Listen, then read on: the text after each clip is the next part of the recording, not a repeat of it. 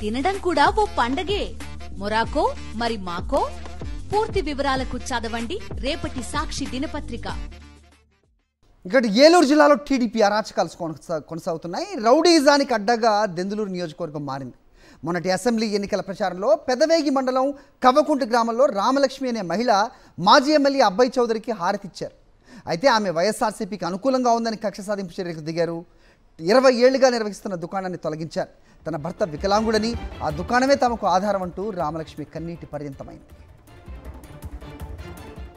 20 సంవత్సరాల నుంచి ఉన్న కొట్టుని వాళ్ళు తీసేసేయడానికి వచ్చారండి. మా పిల్లోడు ఎంఆర్, మా ఆయన ఫిజికల్ హ్యాండిక్యాప్డ్. మాకు షాప్ మీద బతుకు తిరుగుతున్నామండి. మా నోటి కాడ కూడి తీసేస్తున్నారు. మాకు ఏ ఆధారమో లేదండి.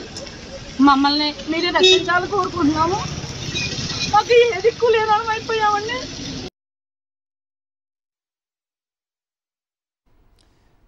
అంశంపై అప్డేట్స్ మా కరెస్పాండెంట్ పోతురాజు అడిగి తెలుసుకుందాం. పోతురాజు, చెప్పండి, ఏం జరిగింది అక్కడ? సో కేవలం అబ్బాయి చౌదరికి హారతిచ్చారన్న అక్కస్తోనే ఆమె జీవనాధారాన్ని తొలగించేస్తున్నట్టుగా ఆమె కన్నీటి పర్యంతం అవుతున్న పరిస్థితి చూస్తున్నాం. అప్డేట్ చెప్పండి. హరి, ప్రధానంగా చూడొచ్చు, దెందులూరు నియోజకవర్గంలో కూడా టీడీపీకి సంబంధించినటువంటి శ్రేణులు, చింతమనేనికి సంబంధించిన అనుచరుల వికృత చేష్టలు రోజు రోజుకి పెరిగిపోతున్నాయి. ప్రధానంగా చూస్తే గనక కూటమి ప్రభుత్వం వచ్చిన కాడి కూడా వరుస దాడులు చేసినటువంటి టీడీపీ నేతలు గ్రామ స్థాయిలో ఉన్నటువంటి ఎవరైతే వైఎస్ఆర్సీపీకి సంబంధించిన సానుభూతి పరులు ఎవరైతే ఉంటారో వారు కూడా కక్షపూర్తి కూడా వారిపై కూడా కక్ష గట్టి మరోవైపు ఉన్నటువంటి జీవనాధారంపై కూడా కొడుతున్నట్టు పరిస్థితి ఉంది. ప్రధానంగా చూసుకునే కనుక ఏదైతే పెదవేకి సంబంధించినటువంటి కవ్వకుంట గ్రామం ఏదైతే ఉందో, ఈ కవ్వకుంట గ్రామానికి చెందినటువంటి రామలక్ష్మి అనేటువంటి ఎవరైతే ఆమె ఉందో, ఈ రామలక్ష్మికి సంబంధించినటువంటి ఆమె కూడా పూర్తి స్థాయిలో కూడా చిన్న కొట్టు పెట్టుకుని జీవనాధారంగా బతుకుతున్నారు. వీరు భర్తకు సంబంధించి కూడా ఎవరైతే ఉన్నారో ఆ భర్త కూడా ఆయన కూడా దివ్యాంగుడు, మరేపు ఈ కుమారుడికి సంబంధించి కూడా మానసిక వికలాంగుడు కుమారుడు. అలాంటి తరుణంలో కూడా 20 ఏళ్ల నుంచి చిన్న కొట్టు పెట్టిన రామలక్ష్మి కుటుంబాన్ని కూడా పోషిస్తుంది. అలాంటి తరుణంలో ఆమె కొట్టుకు సంబంధించి కూడా నిన్న కూడా ఎవరైతే గ్రామంలో ఉన్నటువంటి టీడీపీ నాయకులు కూడా కష్టపెట్టి ఆ కొట్టును కూడా జేసీపీకి సంబంధించిన ట్రైన్ తీసుకొచ్చి తొలగించారని చెప్పొచ్చు. 2024 ఎన్నికలకు సంబంధించి కూడా కుమారుడికి సంబంధించి ఏదైతే గతంలో పెన్షన్ వచ్చిందని చెప్పి ఎవరైతే ఎన్నికలకు సంబంధించి ప్రచారం అబ్బాయి చౌదరికి సంబంధించి కూడా హారతి ఇచ్చిందని అక్కడ ఉన్నటువంటి టీడీపీ నేతలు కూడా కక్షగట్టారు. కక్షగట్టి కూడా ఆమె షాపు తొలగించడంతో పాటు అక్కడ ఉన్నటువంటి పోలీసులు కూడా కేవలం తొలగించే సమయంలో కూడా పోలీసులు కూడా ప్రేక్షక పాత్ర వహించారని చెప్పొచ్చు. తమైతే ఒకటే కోరుకుంటున్నాం, తమకు సంబంధించిన జీవనాధారంగా ఉన్నటువంటి షాపు కూడా తొలగించడంతో తమకు న్యాయం చేయాలంటూ కూడా రామలక్ష్మి కుటుంబం కూడా కోరుకుంటున్నటువంటి పరిస్థితి కూడా కనపడుతుంది. హరి, రైట్, ప్రస్తుతం ఆమె ఎవరన్నా ఆశ్రయించారా? అధికారులు మొత్తాన్ని తొలగించే క్రమంలోనే ఉన్నారా అంటే ఏం చెప్తారు?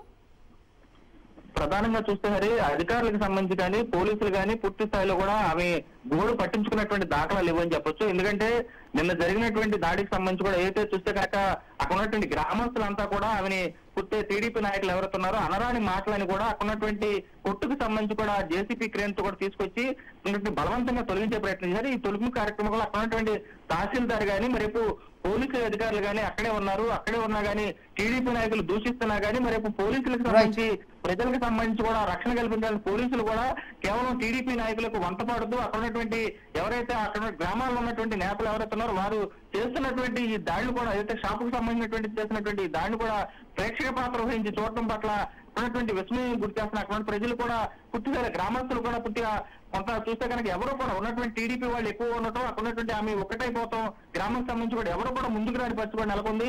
అధికార యంత్రాంగం కానీ మరి పోలీసులు కానీ పూర్తి స్థాయిలో ఒక పార్టీగా కొమ్ముగాయడంతో ఇక్కడ ఉన్నటువంటి రామలక్ష్మి కుటుంబానికి న్యాయం చేసే పరిస్థితి ప్రస్తుతానికి ఏం కనపడలేదు. అవైతే బోర్లు వెలిపిస్తూ అక్కడ ఉన్నటువంటి తమ కుటుంబానికి అయితే న్యాయం చేయాలి. ఒక పక్క భర్త కూడా దివ్యాంగుడు, మరేపు బిడ్డ చూస్తే కనుక మానసిక వికలాంగుడికి సంబంధించి బిడ్డ కూడా మానసిక వికలాంగుడు, తమను ఆదుకోవాలని చెప్పి ఆమె కూడా బోర్లు వెలిపిస్తున్నట్టు కూడా కనపడుతుంది.